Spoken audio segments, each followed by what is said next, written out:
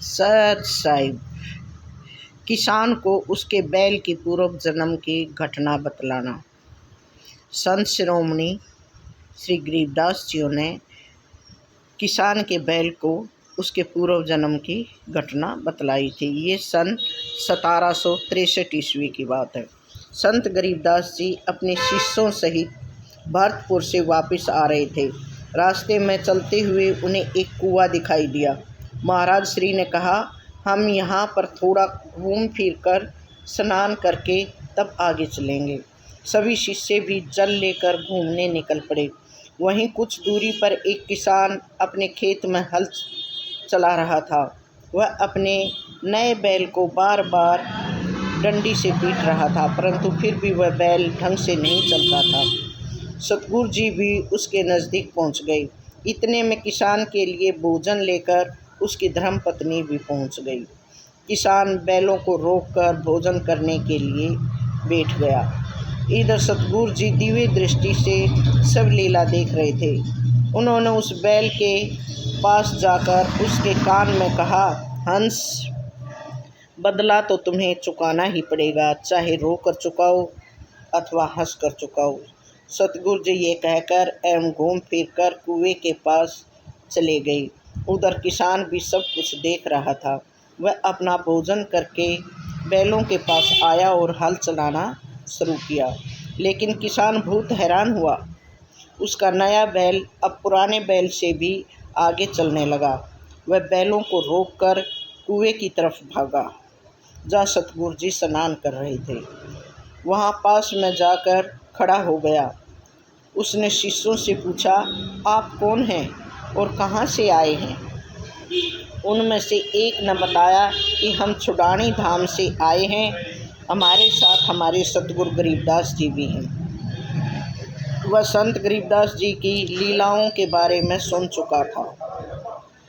वह तो हक्का बक्का रहेगा कि इतने बड़े संत एक गरीब किसान को उसके खेतों में आकर दर्शन दे जाएं, ये तो असंभव था।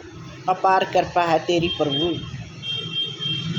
मुझ जैसे गरीब के भाग्य भी कैसे जाग सकते हैं, ये तो आपकी अपार दया का फल है। ये कहते हुए वह भाव विभोर होकर सतगुरु जी के श्री चरणों में लेट गया। सतगुरु दाता ने उसे धीरज बंधाया और पास बिठा लिया। किसान ने पूछा, भगवान, आपने बैल के कान में पता नहीं क्या कहा है? वह तो दूसरे बैल से भी आगे चलने लगा। मैं तो उसे पीट पीट कर थक गया था। वह तो तब भी ठीक तरह से नहीं चलता था। सतगुरु जी ने उसका भोलापन देख करके उसके सिर पर अपना पंजा रखकर सहलाते हुए कहा कि इस बैल को तुम नहीं जानते।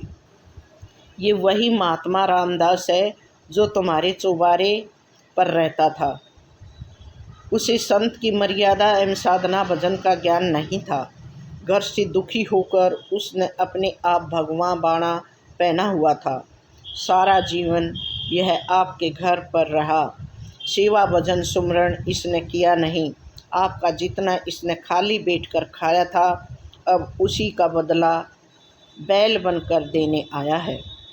हमने इसके कान में कह दिया कि चाहे रो कर दे चाहे हंस कर, बदला तो देना ही पड़ेगा। सतगुरु जी की बात सुनकर किसान घबरा कर कहने लगा, मुझसे तो बहुत बड़ा पाप हो गया है। मैं इतने दिनों तक इसको मारता पीटता रहा, कितना अत्याचार किया, इस पाप से मैं कैसे मुक्त हो पाऊँगा। उस किसान की बात सुनकर दयालु सतगुरु जी ने प्यार भरे लहजे में समझाया कि इसे कर्म तो भोगना ही पड़ेगा। तू अगर इसे नहीं जोतेगा तो अगले जन्म में फिर यह बैल बनकर तुम्हारे ही पास आएगा। इसलिए तुम ऐसा काम करो जिससे आपका और उसका दोनों का ही भला हो जाए। तुम इससे प्यार से काम लो, मार पीट मत करो, इसे इज्जत से बोलो, बस इतने में ही दोनों का भला होगा। किसान को समझाकर सतगुरु जी वहाँ से चल पड़े और रास्ते में भक्तों से मिलते उनको उपदेश देते हुए कुछ दिनों बाद आप श्री छुड़ानी धाम में वापस आ गए। सच साई, सच साई।